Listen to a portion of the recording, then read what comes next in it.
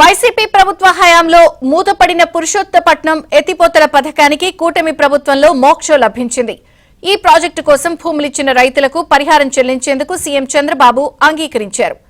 ఈ అంశంపై మరింత సమాచారం మా ప్రతినిధి రాజాబాబు అందిస్తారు. రాజాబాబు, వైసీపీ ప్రభుత్వ హయాంలో మూలనబడ్డ ఎత్తిపోతల పథకాలు మళ్లీ కూటమి ప్రభుత్వం అధికారంలోకి వచ్చింది కాబట్టి రైతులకు సాగునీరు అందించేందుకు కూడా ఎత్తిపోతల పథకాలు సిద్ధమవుతున్నాయి. మొత్తం గోదావరి తీరాన గతంలో టీడీపీ ప్రభుత్వం నిర్మించిన ఎత్తిపోతల పథకాలను వైసీపీ పూర్తిగా నిర్లక్ష్యం చేసింది. రైతులకు సాగునీరు అందివ్వకుండా మొత్తం మూలన పడేసింది. అయితే ఇప్పుడు కూటమి ప్రభుత్వం అధికారంలోకి వచ్చింది కాబట్టి మళ్లీ ఎత్తిపోతల పథకాలను ప్రారంభించి ఎత్తిపోతల పథకాల ద్వారా సాగునీరు అందించేందుకు కూటమి ప్రభుత్వం ముఖ్యమంత్రి చంద్రబాబు నిర్ణయం తీసుకున్నారు. మనం విజువల్స్ లో చూస్తున్నాము. ప్రతిరోజు కూడా 3500 క్యూసెక్ల గోదావరి జలాలను ఇక్కడ పంపింగ్ చేస్తారు. సుమారుగా 3 ఏడాదికి నిర్వహణకు 3 కోట్లకు పైగా డబ్బు నిధి ఖర్చు అవుతుంది. రైతులకు 1,50,000 ఎకరాలకు సాగునీరు అందిస్తుంది. ఇక్కడ కొంతమంది రైతులు కూడా ఉన్నారు. మనం రైతులతో కూడా మాట్లాడే ప్రయత్నం చేద్దాం. అంటే వైసీపీ ప్రభుత్వం గత 5 సంవత్సరాలుగా వీళ్ళకి ఇవ్వాల్సిన అంటే వీళ్ళంతా కూడా రైతులు పురుషోత్తపట్నం ఎత్తిపోతల పథకానికి భూములు ఇచ్చారు. అయితే వైసీపీ ప్రభుత్వం వీళ్ళకి ఇవ్వాల్సిన పరిహారం కూడా ఇవ్వలేదు. ఇప్పుడు ప్రస్తుతం కూటమి ప్రభుత్వం అధికారంలోకి వచ్చింది కాబట్టి ముఖ్యమంత్రి చంద్రబాబు వీళ్ళకి ఇవ్వాల్సిన 28 కోట్ల రూపాయలను కూడా బకాయిలను విడుదల చేస్తామని నిర్ణయం తీసుకున్న నేపథ్యంలో రైతన్నలు కూడా హర్షం వ్యక్తం చేస్తున్న పరిస్థితి ఉంది. మనం రైతులతో మాట్లాడుతాం. చెప్పండి, గత 8 సంవత్సరాల నుంచి కూడా మీరు భూములు ఇచ్చారు, మీకు పరిహారం ఇవ్వక నిరీక్షణ చేస్తున్నారు. కూటమి వైసీపీ ప్రభుత్వం పూర్తిగా నిర్లక్ష్యం చేసింది. ఇప్పుడు చంద్రబాబు మీకు పరిహారం ఇస్తానని చంద్రబాబు ప్రకటించారు. ఏమనిపిస్తుంది? బాగు గత 8 సంవత్సరాలుగా ఇబ్బంది పడ్డాం చిన్నకారు రైతులు. గత 5 సంవత్సరాలు కూడా ప్రజాప్రతినిధులు మాతో తిప్పించుకుని మమ్మల్ని ముఖం సాటేసి మాకు డబ్బులు ఇవ్వకుండా చేశారు.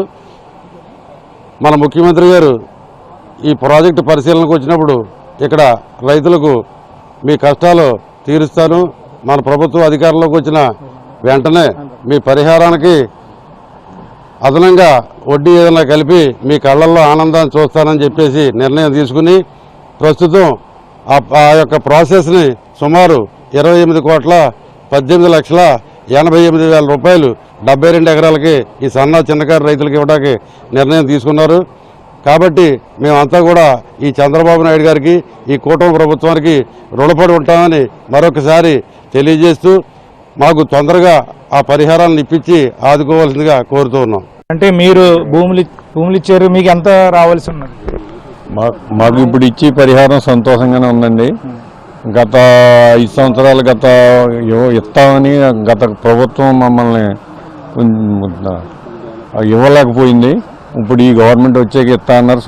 చంద్రబాబు నాయుడు గారికి సంతోషంగా వ్యక్తం చేస్తున్నాం.